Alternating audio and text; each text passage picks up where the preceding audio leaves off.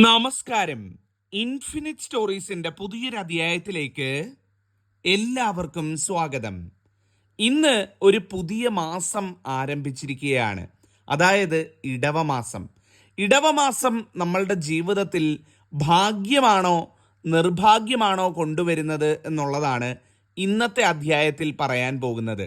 ഇന്നിവിടെ ജ്യോതിഷ സംബന്ധമായിട്ട് ചില കാര്യങ്ങൾ പഠിച്ച് പ്രവചിക്കാൻ പോവുകയാണ്. അതായത് 27 നാളുകളിൽ ജനിച്ച വ്യക്തികളുടെയും ഇടവമാസ സമ്പൂർണ്ണ നക്ഷത്ര ഫലമാണ് ഇന്ന് പറയാൻ പോകുന്നത്.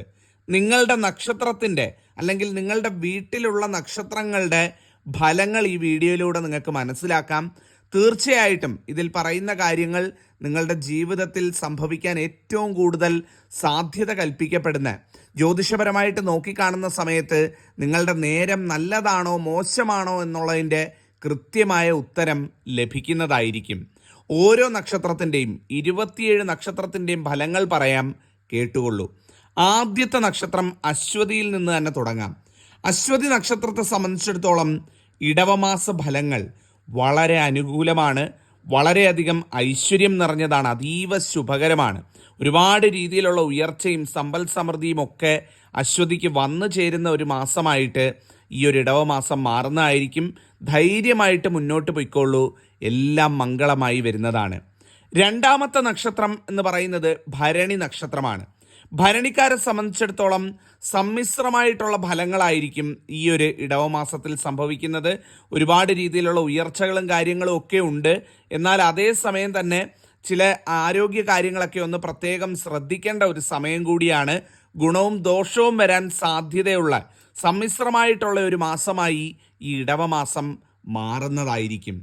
മൂന്നാമത്തെ നക്ഷത്രം എന്ന് പറയുന്നത് കാർത്തിക നക്ഷത്രമാണ്. കാർത്തികക്കാരെ സംബന്ധിച്ചിടത്തോളം നല്ല ധനാഭിവൃദ്ധിയൊക്കെ നേടുന്ന, വളരെ അനുകൂലമായിട്ടുള്ള ഫലങ്ങൾ, നല്ല രീതിയിൽ ഉയർച്ച കിട്ടുന്ന ഒരു മാസമായി ഇടവമാസം മാറുന്നതാണ്. എല്ലാം മംഗളമായി വരുന്നതാണ്. അടുത്തത് രോഹിണി നക്ഷത്രമാണ്. രോഹിണിക്കാരെ സംബന്ധിച്ചിടത്തോളം ഈ ഒരു ഇടവമാസം അല്പം ശ്രദ്ധിക്കേണ്ട ഒരു മാസമായിട്ടാണ് കാണുന്നത്. വളരെയധികം ദോഷകരമാണ്. നിരാശപ്പെടേണ്ട ചില അവസ്ഥകളൊക്കെ വരാൻ സാധ്യതയുണ്ട്. കാര്യ തടസ്സങ്ങൾ ഉണ്ടാകാൻ സാധ്യതയുണ്ട്. ശ്രദ്ധിച്ച് മുന്നോട്ട് പോവുക, ശിവഭഗവാനെ കൂടുതലായിട്ട് പ്രാർത്ഥിച്ച് മുന്നോട്ട് പോവുക എന്നുള്ളതാണ്. രോഹിണിക്കാർ പ്രത്യേകം ഒന്ന് ശ്രദ്ധിക്കുന്നത് നന്നായിരിക്കും. അടുത്ത നക്ഷത്രം മകയിരം നക്ഷത്രമാണ്. മകയിരം നക്ഷത്രക്കാരെ സംബന്ധിച്ചിടത്തോളം അല്പം കരുതലോടുകൂടി മുന്നോട്ട് പോകേണ്ടതാണ്.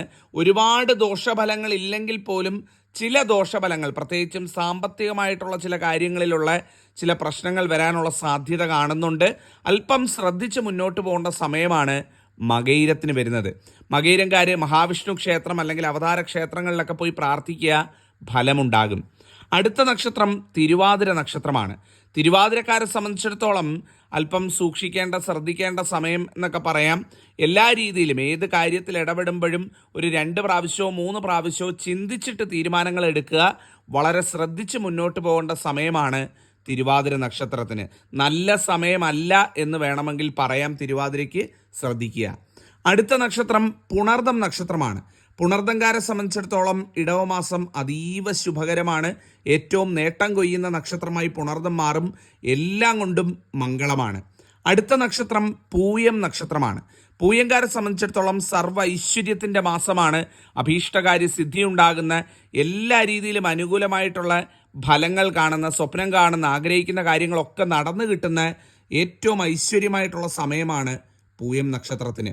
അടുത്ത നക്ഷത്രം ആയില്യം നക്ഷത്രമാണ്. ആയില്യംകാർക്കും അതീവ ശുഭകരമാണ് ഇടവം.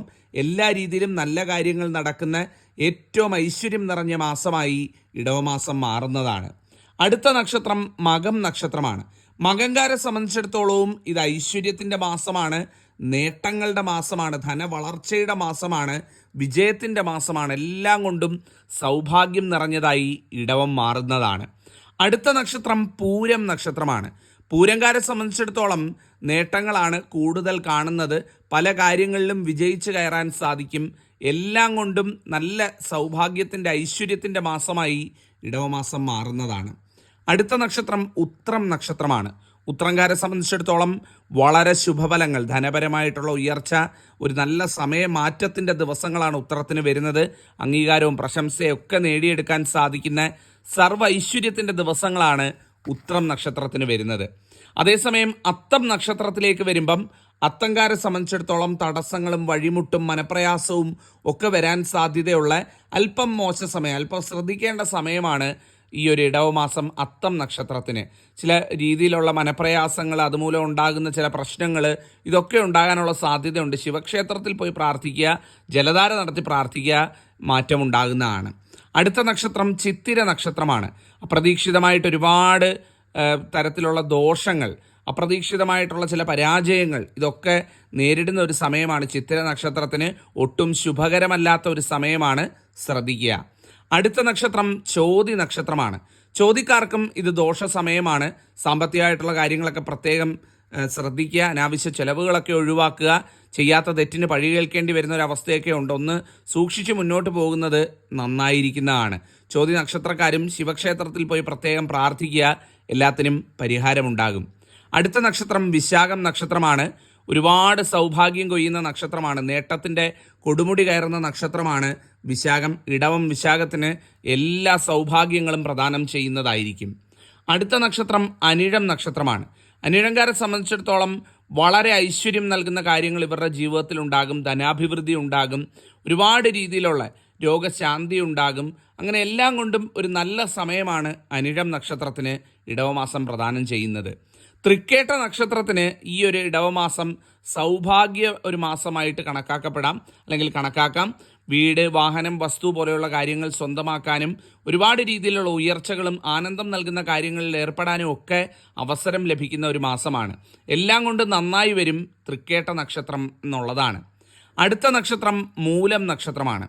മൂലം നക്ഷത്രക്കാരെ സംബന്ധിച്ചിടത്തോളം വളരെ ശുഭകരമാണ് ഇടവമാസം. എല്ലാ രീതിയിലും ഐശ്വര്യമായിട്ട് ഇടപെടുന്ന കാര്യങ്ങളൊക്കെ ജയിച്ചു കയറാൻ, നന്നായി വരാനുള്ള ഒരു സമയമാണ് മൂലം നക്ഷത്രത്തിന് കൈവരുന്നത്. പൂരാടം നക്ഷത്രത്തിലേക്ക് വരുമ്പം പൂരാടത്തിനും ഈ ഇടവമാസം നല്ല ഒരു മാസമായിട്ടാണ്. പൊതുവെ നല്ല ഫലങ്ങളാണ് കാണുന്നത്. ചെറിയ ചെറിയ തട്ടുമുട്ടുകളൊക്കെ വന്നാലും അതെല്ലാം മാനേജ് ചെയ്ത് വളരെ നല്ല രീതിയിൽ പോകുന്ന ഒരു നക്ഷത്രമായിട്ട് പൂരാടം വരും. പൂരാടംകാർക്ക് ഒരുപാട് സൗഭാഗ്യങ്ങൾ വരുന്നതായിട്ട് കാണുന്നുണ്ട്, ഭാഗ്യം തുണയ്ക്കുന്നതായിട്ട് കാണുന്നുണ്ട്. ഒരുപാട് നല്ല കാര്യങ്ങളിൽ ഏർപ്പെടാൻ, സന്തോഷം നൽകുന്ന കാര്യങ്ങളിൽ ഏർപ്പെടാൻ അവസരം തെളിയും. നന്നായി വരും. ഏറ്റവും ഐശ്വര്യമുള്ള നക്ഷത്രമാണ് പൂരാടം നക്ഷത്രം എന്ന് പറയുന്നത്. അടുത്ത നക്ഷത്രം ഉത്രാടമാണ്. ഉത്രാടത്തിന് അത്ര ശുഭകരമായിട്ടുള്ള ഒരു സമയമല്ല ഈ ഒരു ഇടവമാസം എന്ന് പറയുന്നത്. പല കാര്യങ്ങളിലും, പ്രത്യേകിച്ചും തൊഴിൽ മേഖലയിൽ, വിദ്യാഭ്യാസ മേഖലയിലൊക്കെ പ്രത്യേകം ശ്രദ്ധിക്കേണ്ട ഒരു സമയമാണ്. അത്ര ശുഭകരമല്ലാത്ത ഫലങ്ങളാണ് ഉത്രാടത്തെ സംബന്ധിച്ചിടത്തോളം കാണുന്നത്. വീട്ടിനടുത്തുള്ള ദേവീ ക്ഷേത്രത്തിൽ പ്രത്യേകം പോയി പ്രാർത്ഥിക്കുക. അത് ഭദ്രകാളി ക്ഷേത്രമായാൽ ഏറ്റവും നല്ലത്. അടുത്തത് തിരുവോണം നക്ഷത്രമാണ്. തിരുവോണംകാർക്ക് ഈ ഒരു ഇടവമാസം അത്ര ശുഭകരമായിട്ടുള്ള ഫലങ്ങളല്ല പ്രദാനം ചെയ്യുന്നത്. പക്ഷേ അതിനൊരു മാറ്റം ഉണ്ടാകും. ഏതാണ്ട് ഒരു ഇടവത്തിൻ്റെ അവസാനമൊക്കെ ആകുമ്പം ചെറിയ മാറ്റങ്ങൾ കാണുന്നുണ്ട്. പക്ഷേ എന്നിരുന്നാലും വളരെയധികം മോശമായിട്ടുള്ള ഒരു സമയമാണ്, അല്ലെങ്കിൽ മോശഫലങ്ങളാണ്, അശുഭഫലങ്ങളാണ് തിരുവോണത്തിന് നിലവിൽ കാണാൻ സാധിക്കുന്നത്. നിങ്ങൾ തിരുവോണംകാർ ശ്രീകൃഷ്ണസ്വാമി ക്ഷേത്രത്തിൽ പോയി പ്രാർത്ഥിക്കുക, മാറ്റമുണ്ടാകും. അടുത്ത നക്ഷത്രം അവിട്ടമാണ്. അവിട്ടംകാരെ സംബന്ധിച്ചിടത്തോളവും ഈ ഒരു ഇടവമാസം ശുഭകരമല്ല. കുടുംബജീവിതത്തിലൊക്കെ ഒരുപാട് രീതിയിലുള്ള മനപ്രയാസങ്ങളും കാര്യങ്ങളും ഒക്കെ വരാനുള്ള സാധ്യത കാണുന്നുണ്ട്. വളരെ ശ്രദ്ധിക്കണം. അശുഭമായിട്ടുള്ള ഫലങ്ങൾ ഒരുപാട് കാണുന്നുണ്ട്. അവിട്ടം നക്ഷത്രക്കാർ വീട്ടിനടുത്തുള്ള ശിവക്ഷേത്രത്തിൽ പോയി പ്രത്യേകം പ്രാർത്ഥിക്കുക, ഇതിന് മാറ്റമുണ്ടാകും. ചതയം നക്ഷത്രത്തിലേക്ക് വരുമ്പം ചതയംകാർക്കും ഇത് അത്ര ശുഭകരമായിട്ടുള്ള സമയമല്ല. വലിയ രീതിയിലുള്ള മനപ്രയാസങ്ങൾ, നഷ്ടങ്ങൾ, വലിയ രീതിയിലുള്ള ജോലിസ്ഥലത്തുള്ള വഴക്കുകൾ, ഇതൊക്കെ ഉണ്ടാകാനായിട്ടുള്ള സാധ്യത കാണുന്നുണ്ട്. പല ദുശീലങ്ങൾ പിടിപെടാനുള്ള സാധ്യത കാണുന്നുണ്ട്. ശ്രദ്ധിക്കേണ്ട നക്ഷത്രമാണ് ചതയം എന്ന് പറയുന്നത്. അടുത്ത നക്ഷത്രം പൂരുരുട്ടാതിയാണ്. പൂരുരുട്ടാതിക്കാരെ സംബന്ധിച്ചിടത്തോളം ഗുണവും ദോഷവും കലർന്ന ഒരു സമയത്തിലൂടെ ആയിരിക്കും കടന്നു പോകുന്നത്. പല കാര്യങ്ങളും നമ്മൾ ഉദ്ദേശിച്ച പോലെ നടക്കുമെങ്കിലും പലപ്പോഴും മറ്റു ചില ദുഃഖങ്ങൾ അതേ സമയം തന്നെ വരാനും അതിലൂടെ ഈ നേടിയതിൻ്റെ ഒന്നും ഒരു സന്തോഷമില്ലാതാകാനും ഒക്കെയുള്ള സാധ്യത കാണുന്നുണ്ട്. സമ്മിശ്രമായിട്ടുള്ള ഫലങ്ങളാണ് പൂരുരുട്ടാതിക്ക് കാണുന്നത്. ശിവക്ഷേത്രത്തിൽ പോയി പ്രാർത്ഥിക്കുക, മാറ്റമുണ്ടാകും. ഉത്രട്ടാതി നക്ഷത്രത്തെ സംബന്ധിച്ചിടത്തോളം വിജയങ്ങളുടെ, ഐശ്വര്യത്തിൻ്റെ കൊടുമുടി കയറുന്ന ഒരു സമയമായിട്ട് വന്നു ചേരുന്നതാണ്. തൊട്ടതെല്ലാം പൊന്നാകുന്ന ഏറ്റവും ഐശ്വര്യ സമയമാണ് ഉത്രട്ടാതി നക്ഷത്രത്തിന്. അവസാനത്തെ നക്ഷത്രം രേവതിയാണ്. രേവതിക്കും അതീവ ശുഭകരമാണ് ഇടവമാസം എന്ന് പറയുന്നത്. നല്ല രീതിയിൽ ഉയർച്ചകൾ, പ്രത്യേകിച്ചും തൊഴിൽ സംബന്ധമായിട്ട് ധനസംബന്ധമായിട്ട് വന്നു ചേരും, നന്നായി വരും രേവതി നക്ഷത്രക്കാർ എന്നുള്ളതാണ്. അപ്പോൾ ഇതാണ് 27 നക്ഷത്രക്കാരുടെയും സമ്പൂർണ്ണ ഒരു നക്ഷത്ര ഫലം എന്ന് പറയുന്നത്. നിങ്ങളുടെ നക്ഷത്രത്തിന് കാര്യം മനസ്സിലായി കാണുമെന്ന് വിചാരിക്കുന്നു. എന്തായാലും സംശയങ്ങളോ കാര്യങ്ങളോ ഉണ്ടെങ്കിൽ ചോദിക്കുക, മറുപടി പറയുന്നതാണ്. എല്ലാവരെയും ജഗദീശ്വരൻ അനുഗ്രഹിക്കട്ടെ. ഈ ഒരു മാസം എല്ലാവർക്കും എല്ലാ ഭാഗ്യവും ഭഗവാൻ നൽകട്ടെ എന്ന് മനസ്സിൽ തട്ടി പറയുന്നു. നിർത്തുന്നു. നന്ദി, നമസ്കാരം.